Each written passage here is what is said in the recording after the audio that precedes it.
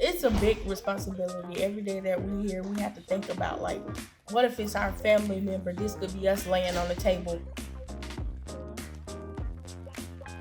I didn't really know about this job until I got in the Eastside program. It's hundreds, maybe thousands of things you could do in the medical field or in the hospital that we don't know about. But we kind of see what nurses and CNAs and different people do throughout the day, and it kind of gives you an insight of what you want to do when you get done with high school.